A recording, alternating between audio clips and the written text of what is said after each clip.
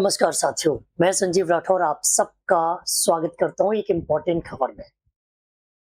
UP में अगर आप रहते हैं तो यूपी के बारे में आपको एक बात पता होगी कि यहाँ की शिक्षा व्यवस्था जितनी जर्जर और लचर कंडीशन में चलती है, उसी से 10 गुना ज़्यादा यहाँ पर शिक्षक भर्ती की दिशा है। दिशा और दशा दोनों ही खराब है। यहाँ पर सरकारें टीचिंग भर्ती पर बनती हैं, बिगड़ती हैं, चाहे 2007 मायावती की सरकार बनने को लेकर देख लो, उन्होंने पुलिस भर्ती में और शिक्षा मंत्रियों के साथ गड़बड़ झाला किया। 2012 में वो गई, दोबारा आई नहीं। 2012 में अखिलेश यादव जी आए और उन्होंने उस भर्ती को उसमें शिक्षा मित्रों के साथ क्या किया, आपको सबको पता है। 2017 में वो गए, अभी तक नहीं आए। फिर ये बाबा जी आए, इन्होंने तो भाई भर्ती नहीं निकाली, 2019 तक इनका मामला टिका रहा। और इनका एक चालाकी ये देखिए कि ये सपने दिखाए रहते हैं। जैसे ही छात्र आंदोलन करते हैं, जैसे ही छात्र कोई ना कोई मुद्दा उठाकर लाते हैं, वैसे ही ये न्यूज़पेपर में कुछ निकाल देते हैं। चलो उलझे रहो, दिखा दिए सपने, सपने दिखा दिए और सपने देखते रहिए, फिर होगा कुछ नहीं। चलिए बात करते हैं। उत्तर प्रदेश में बेसिक शिक्षा मंत्री हैं संदीप कुमार। पहली बार सदन में उनसे एक सवाल पूछा गया और उन्होंने जवाब देना उचित भी समझा। तेज प्रताप एक मंत्री है, उन्होंने पूछा कि भाई एक जो आपका अनुपात समानुपात है वो क्या है, क्योंकि आपने देखा होगा संदीप कुमार अनुपात समानुपात की बहुत बात करते हैं। तो उन्होंने 2009 जो शिक्षा नियमावली है उसके आधार पे बोला कि 30 छात्रों पर एक शिक्षक होना चाहिए, उसकी बात उन्होंने कही। फिर पूछा गया कि भाई रिक्त पद कितने हैं, जो स्वीकृत पद हैं वो कितने हैं। तो उनका जवाब था कि 60,358 60,358 ये इन्होंने बोला। मैं एक बार देख लेता हूं, मैंने कुछ पॉइंट्स नोट किए थे। 60,958 हमारे पास पद रिक्त हैं, ये बोला। अब कमाल की बात ये है कि 8 साल होने के बाद कोई भर्ती नहीं हुई।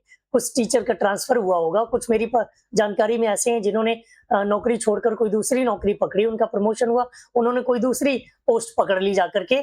तो इतने ही पद तब से बने हुए हैं, तब से पद हुए ही नहीं।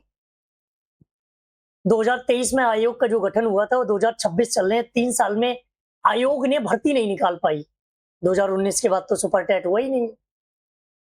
अब सहायक अध्यापकों के नगर क्षेत्र में 1158 पद सीधी भर्ती हेतु पहुंचा दिए गए, उनके पास उनका अधियाचन पहुंच चुका है।